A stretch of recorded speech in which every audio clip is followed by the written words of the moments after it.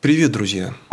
Я вряд ли могу назвать себя опытным стеклорезом, но сотню-другую метров стекла толщиной от 3 до 12 миллиметров я в своей жизни порезать наверняка успел. Так что опыт какой-никакой имею. Буду рассказывать на примере стекла толщиной 10 миллиметров. Для начала перечислю ключевые моменты, без которых практически невозможно получить ровный и чистый рез. Первое. Дорогой фирменный стеклорез. Как ни печально это звучит, но красиво порезать десятку китайской 100-рублевой подделкой у вас, скорее всего, не получится. Не знаю точно, в чем здесь подвох. Может, в качестве заточки. Или в материале ролика. Многие китайские ноунеймы внешне выглядят не хуже японских оригиналов. Но на практике они годятся лишь для стекол от 6 мм и тоньше. Конечно, восьмерку и десятку такой китаец тоже возьмет, но красивый рез здесь будет скорее исключением, чем правилом. Если вы регулярно работаете с толстым стеклом, рекомендую потратиться на качественный инструмент. В конце концов, он оправдает себя сэкономленными нервными клетками. Да и прослужит в 100 раз дольше дешевого аналога. Второй момент. Смачивание ролика специальным маслом для стеклорезов, либо просто керосином. Стекло имеет склонность к самосклеиванию. Микротрещины, возникающие в процессе разрезания, могут вновь моментально склеиваться и бесследно исчезать. Чтобы этого не происходило, нужно смачивать место реза какой-нибудь легко проникающей жидкостью, типа керосина. Кроме того, смоченный ролик по стеклу идет мягко, почти бесшумно и не крошит стекло. Третье условие. Чистая поверхность стекла. Тут без комментариев. Проще всего стекло режется и ломается по оси симметрии, то есть на равные части. Отрезать узкую полоску от большого листа намного сложнее, чем разрезать широкую полоску на две узких половины.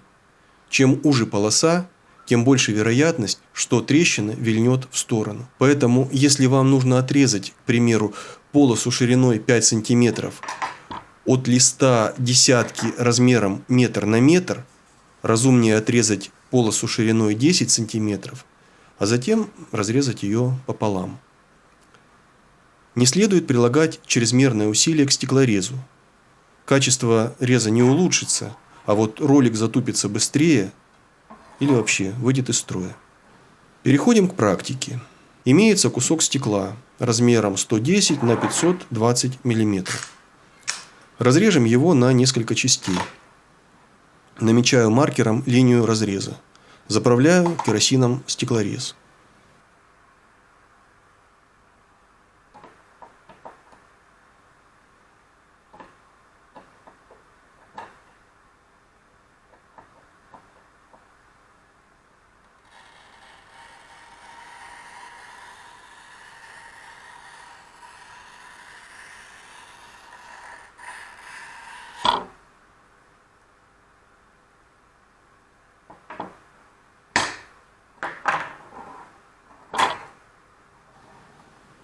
Сломать пополам такое толстое стекло очень сложно.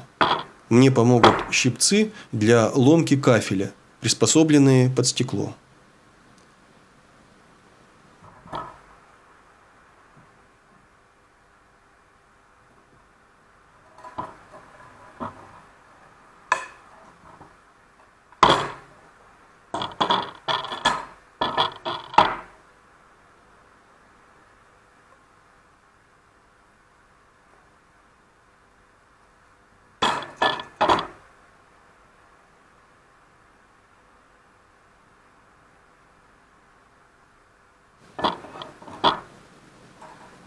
Повторяю все еще раз.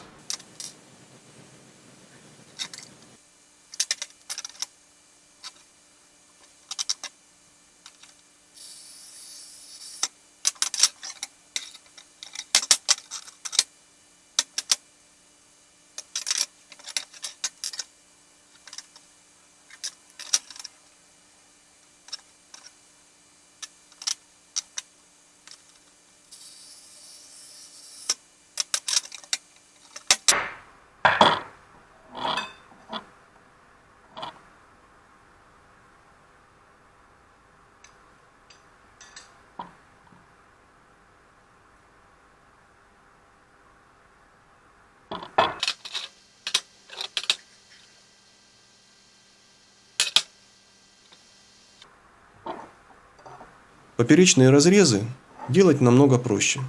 Стекло легко разламывается без помощи щипцов. Надеюсь, вам помогут мои советы. Всего хорошего.